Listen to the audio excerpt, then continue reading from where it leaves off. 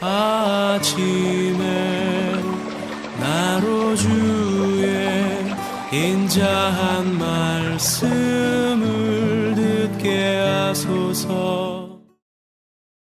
성도 여러분 안녕하세요. 목요일입니다. 오늘도 하나님의 사랑이 여러분들의 삶의 자리에 가득하기를 간절히 소망합니다. 말씀 한 곳 봅니다. 느헤미야서 7장 5절부터 15절까지의 말씀을 봉독해 드립니다. 내 하나님이 내 마음을 감동하사 귀족들과 민장들과 백성을 모아 그 계보대로 등록하게 하심으로 내가 처음으로 돌아온 자의 계보를 얻었는데 거기에 기록된 것을 보면 옛적에 바벨론 왕 느부갓네살에게 사로잡혀 갔던 자들 중에서 노임을 받고 예루살렘과 유다에 돌아와 각기 자기들의 성읍에 이른 자들 곧 수르바벨과 예수아와 느헤미야와 아사랴와 라하마와 나아마니와 모르드게와 빌산과 미스베렛과 비글웨와 누훔과 바하나와 함께 나온 이스라엘 백성의 명수가 이러하니라. 바로스 자손이 2172명이요 스바디아 자손이 372명이요 아라 자손이 652명이요 바한모압 자손 곧 예수아와 모압 자손이 2818명이요 엘람 자손이 1254명이요 삭두 자손이 845명이요 삭게 자손이 760명이요 빈누이 자손이 648명이요 아멘. 느헤미야 7장은 성경을 읽을 때 읽기가 어려운 장 가운데 하나입니다. 왜냐하면 전혀 알 수 없는 수많은 사람들의 이름과 백성들의 숫자가 계속해서 기록되어져 있기 때문입니다. 사실 생명의 삶, 이 큐티 오늘 본문이 느헤미야 7장부터 60장까지인데 너무나 길기도 하고 또 이것을 다 읽다 보면 여러분과 이 안에서 함께 나눌 시간이 너무 적을 것 같아서 제가 5절부터 15절까지만 봉독했습니다. 그런데 하나님께서 이들의 이름을, 이 수많은 이름을 왜 느헤미야를 통해서 이 7장에 기록하게 하셨을까? 이 의미는 우리에게 어떤 것을 교훈하고 있는가 한번 생각해 볼 필요가 있습니다. 여러분, 이 7장에 나오는 이 수많은 사람들의 이름, 이 사람들은 어떤 사람일까요? 이 7장에서 우리가 이 의미를 또 이 사람들의 그 가치를 우리가 확인해 보려면 오늘 본문 가운데 5절과 6절의 말씀을 다시 한번 살펴봐야 됩니다. 이렇게 기록되어 있습니다. 내 하나님이 내 마음을 감동하사 귀족들과 민장들과 백성을 모아 그 계보대로 등록하게 하심으로 내가 처음으로 돌아온 자의 계보를 얻었는데 거기에 기록된 것을 보면 옛적에 바벨론 왕 느부갓네살에게 사로잡혀 갔던 자들 중에서 노임을 받고 예루살렘과 유다에 돌아와 각기 자기들의 성읍에 이른 자들 곧. 그러니까 느헤미야는 이 성벽을 완성한 다음에 인구조사를 했습니다. 그런데 보통 인구조사를 하면 지금 살고 있는 사람의 그 머릿수를 세는 것, 그것이 인구조사잖아요. 근데 이 느헤미야는 좀 특이한 인구조사를 합니다. 지금 이 예루살렘에 살고 있는 사람들, 그 사람들의 인구조사, 그것만 하는 것이 아니라 어느 때부터 인구조사를 하냐 하면 바벨론 포로에 잡혀갔다가 포로 생활 70년 이후에 스룹바벨과 함께 1차로 귀환한 사람들, 에스라와 함께 2차로 귀환한 사람들, 그 사람들을 다 포함해서 느헤미야 자신과 함께 3차 귀환한 사람들 모두를 다 인구조사한 겁니다. 그러니까 그냥 어떤 기간적으로 본다면 거의 100년 전의 사람들까지도 인구조사에 포함을 시키고 있는 거예요. 이 느헤미야가 예루살렘 성벽을 재건하면서 확인한 게 뭐냐면 여기에 하나님께서 처음으로 돌아온 사람들의 계보를, 그 이름을, 그 명단을 자신이 얻게 됐다 그 말이에요. 그러니까 거의 한 100년 전에 스룹바벨과 함께 바벨론 포로 생활을 다 정리하고 예루살렘으로 돌아온 사람들, 그 사람들의 명단을 자기가, 느헤미야가 얻게 됐는데, 그때부터 지금까지 이 예루살렘 성전을 다시 재건하고 성벽을 다시 재건하는 데 동참했던 사람들, 그 사람들의 이름을 다 빼놓지 않고 확인하는 거예요.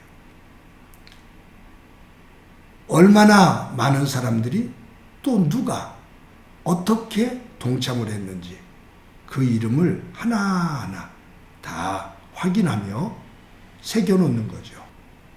여러분, 이 사실이 중요한 게 바벨론 왕 느부갓네살 때에 유다 나라가 멸망을 하죠. 그래서 이 유다 나라에 있는 웬만한 사람들은 다 포로로 잡혀갑니다.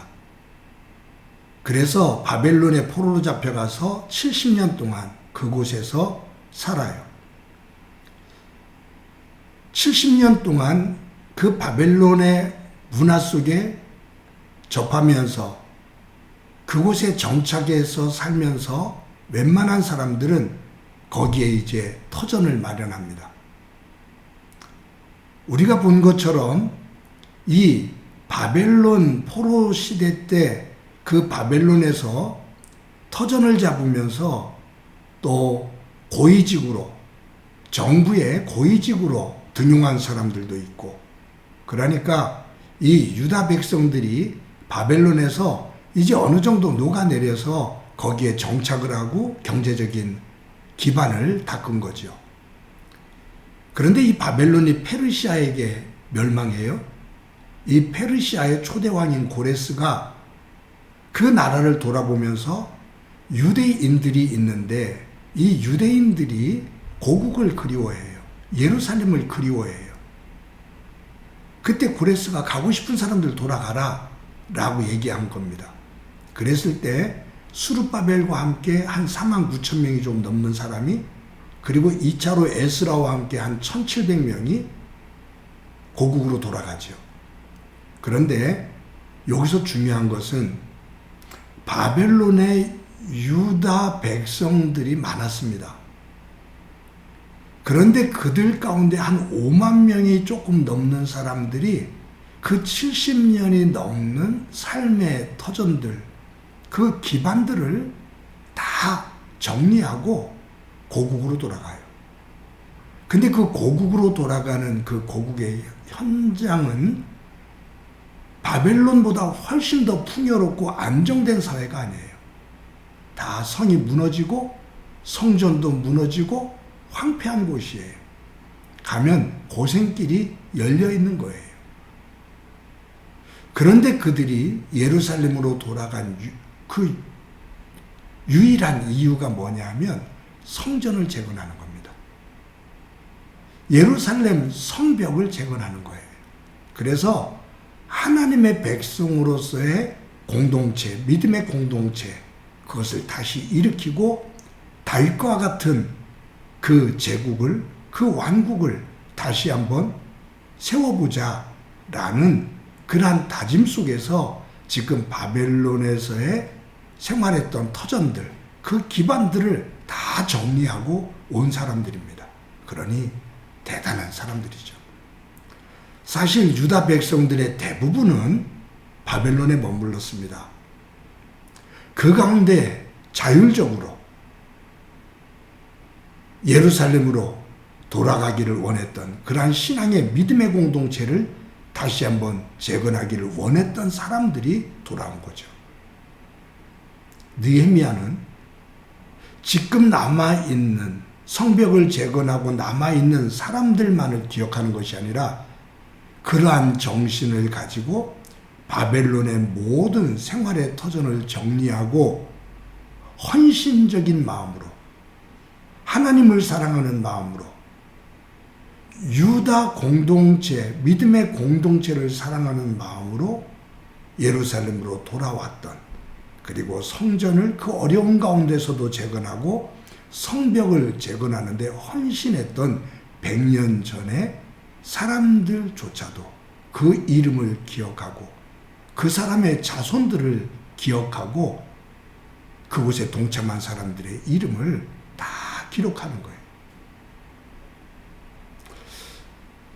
사랑하는 성도 여러분, 이것은 느헤미야가 기억한 것이 아니라 사실은 하나님이 기억하신 거죠. 하나님께서 느헤미야에게 그 명단을 허락하신 거예요. 그때 느헤미야가 하나님의 마음을 품고 그 사람들의 소중한 정신과 그 헌신을 기억하면서 이 7장에 그 이름과 그 자손들의 숫자를 다 기록할 수가 없으니까 그 숫자를 기록하고 있는 겁니다. 사랑하는 성도 여러분, 저와 여러분이 삶을 살아갈 때 우리의 삶의 터전 속에서 그 믿음의 흔적을 만들며 살아가는 그 과정에 하나님께서 기억하실 수 있는 믿음의 사람, 믿음의 이름이 되어지기를 간절히 소망합니다.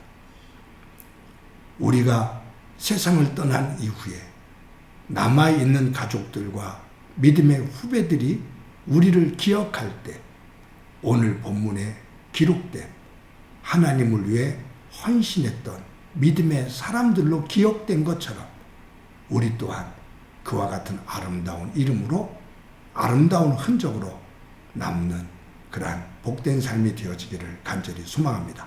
한번 기도드립니다. 하나님 감사합니다. 귀한 날 주신 것 감사합니다.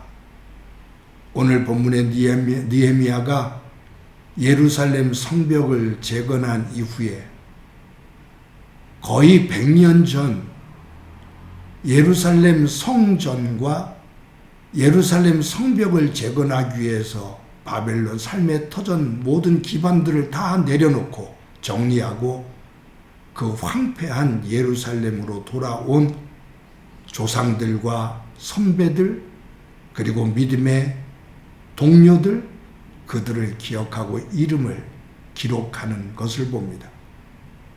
이것은 하나님께서 기억하신 이름인 줄로 압니다. 하나님, 우리의 삶이 이처럼 하나님께서 기억하시는 아름다운 믿음의 사람, 믿음의 삶이 되도록 은총 베풀어 주옵소서. 오늘도 그와 같은 하루의 삶 되게 하옵소서. 예수님의 이름으로 기도드립니다. 아멘.